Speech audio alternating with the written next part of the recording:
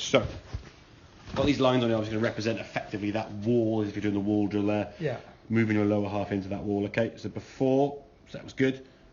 Top of the back was very, very good, getting a good position. Rather than moving your hip this way towards the wall, your head will just move back this way. And you'll see when you get to sort of the impact, as you start moving down, the head start moving away. As you get into impact there now, there's a bit of daylight now between your shoulder there and that wall. The left arm's not quite on it. Hips kind of moved a little bit there, but there's still a bit of daylight there.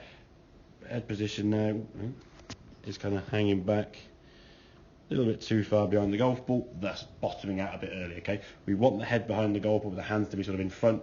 You kind of want your head a long way back and the hands are just about getting to the golf ball, thus hitting it a bit heavy, okay? So this one here now, same good backswing. As you start moving down now, you can see as you come into impact, come back frame, sorry. As you come into impact there now, your shoulder's a little closer to that wall there compared to that one, okay? Yeah. That line there. So there's basically the impact, okay? You can see now from the left-hand one here, that daylight there, whereas this one here now, smaller, your hands are now more over the golf ball, and your head now is just behind. So there's your head and the hands. We see the ball now be sort of somewhere between those two lines. I get down there, and then down there. So your head's a little bit further back than ideal, but it's starting to move more that way as your hips are moving that way. And it's the hips that move left, not the head that moves right, okay?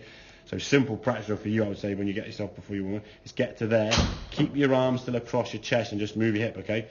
Your arms are going to sort of come down with the body, just sort of move this way, sort of bump it, bump it, bump it, and then sort of gradually increase how far the arms come down till you get to the strike point. Then you start feeling what that impact should feel like. There's, I would say, is a good impact position. Could be a little bit better. Not saying miles out, okay? Ideally speaking, I mean, it's a little bit just before impact with this frame there, okay?